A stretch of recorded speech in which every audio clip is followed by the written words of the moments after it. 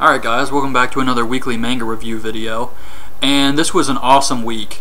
We got the chapters early, all three, Naruto, Bleach, and One Piece. And some really great stuff happened in these chapters. To start with Naruto chapter 601, Obito and Madara. This chapter revealed a lot of stuff. Naruto asked Madara what happened to the Kages, because he's supposed to be fighting them. And it cuts to the Kages, who are all just laid out. They're knocked out, and they have pools of blood under all of them.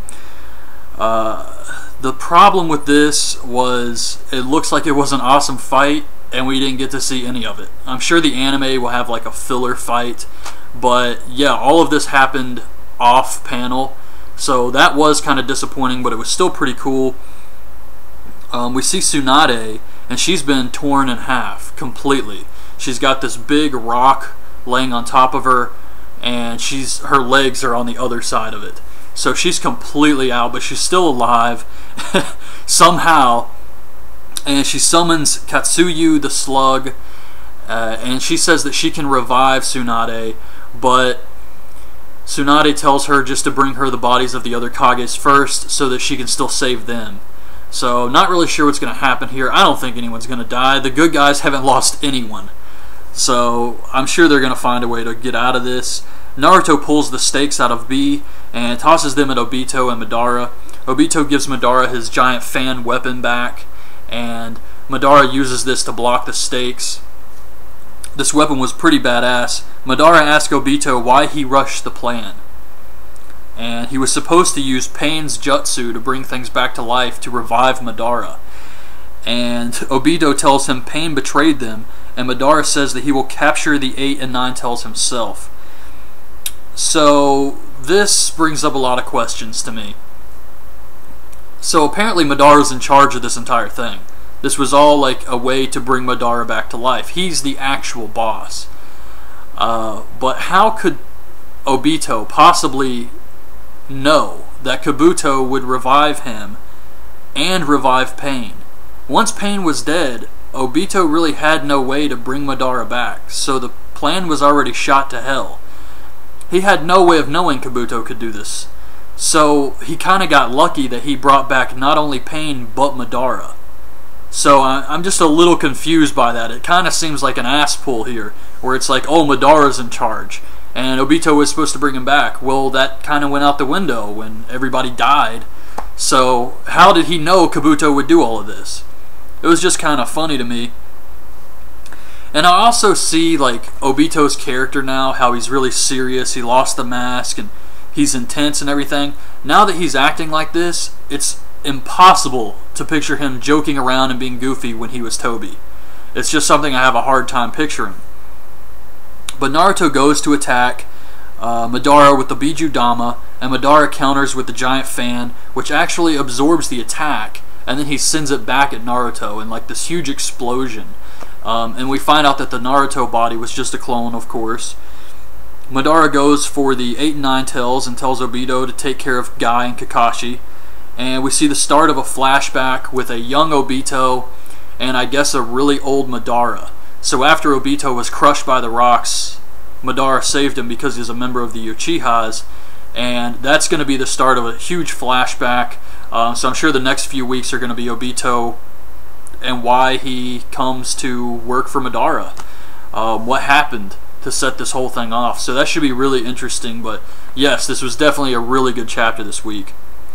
So on to Bleach chapter 507, The Fire 3. How in the hell was Yamamoto defeated by Aizen? How is this even possible after we see how strong he is here? I mean, he unleashes his Bankai, and it's so powerful. Everyone in Soul Society feels this. It can erase things by touching them. He goes for a slash on Juha Bak, and the ground just splits open. I mean, everybody is like getting dehydrated, getting cuts on their body just from him going Bankai. And it was really hard to picture him ever losing. So he's fighting Juha Bak. Juha Bak tries to cut him, and his sword gets cut in half. And Yamamoto tells him that he has the power in his body and his blade of the sun. He equals the sun now in heat. So I understand that they built, like, maybe he couldn't go Bankai because it would destroy the town. But didn't they make like a fake town? Or was that the real town? I can't remember, but when they were fighting Aizen, there was something with the towns being switched. Something like that. And I don't know if maybe that's why he didn't go Bankai. I'm trying to figure out how this makes sense, but he's so strong here that he could easily have destroyed Aizen, I think. I mean, he didn't even use any of this stuff. So it's kind of like, well, where the hell was all this when Aizen was, you know, going to destroy everything? But yeah, it was a good chapter, and I still think Yamamoto is going to die. I think the leader of the Vandenreich is going to pull out something and defeat Yamamoto here, but it's going to be a really cool fight. So on to One Piece 681, Luffy versus Master. The cover story is Jinbe and Caribou arrive at G5 headquarters. It looks to be deserted or something like that. Luffy fights Caesar while Smoker goes to find Virgo. This was a pretty good fight. Luffy can't get close because he will suffocate. Caesar's using these different techniques. He lights the gas on fire and explodes. Luffy gets out of the way. He pulls out, I think, an oxygen sword. Just some interesting stuff here. Luffy goes for Jet Gatling, but Monet protects Caesar with Snow Hut. So I guess she has a devil fruit power of snow. It's like this really hardened snow that Luffy punches and it slowly cracks. And he's using a really strong technique, so I do think Monet is going to be a strong character, but she will be defeated. Caesar escapes, and Monet gets ready to fight Luffy, and she says that if anything happens to Caesar, she will be erased by Joker.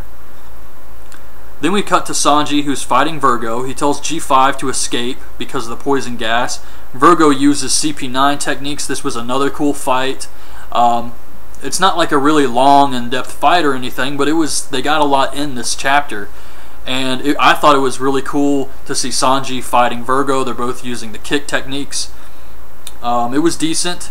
And while they're fighting, a report comes in that Law is invading the SAD production room. And we see Law with a smile on his face, and Virgo saying that he understands now what Law's goal is. The entire reason he became one of the Shikabukai, the entire reason he formed this alliance with Luffy was to get inside that room. No idea what's in there, but he says that whatever this guy's going to do is he says something like, is Law trying to mess up the entire new world? So whatever is in this room is extremely powerful, and that's what Law is after. So this was a really good chapter this week. All three mangas had great stuff. I would still have to say One Piece was my favorite this week because it feels like every week Oda just packs so much into one chapter, and all three were great.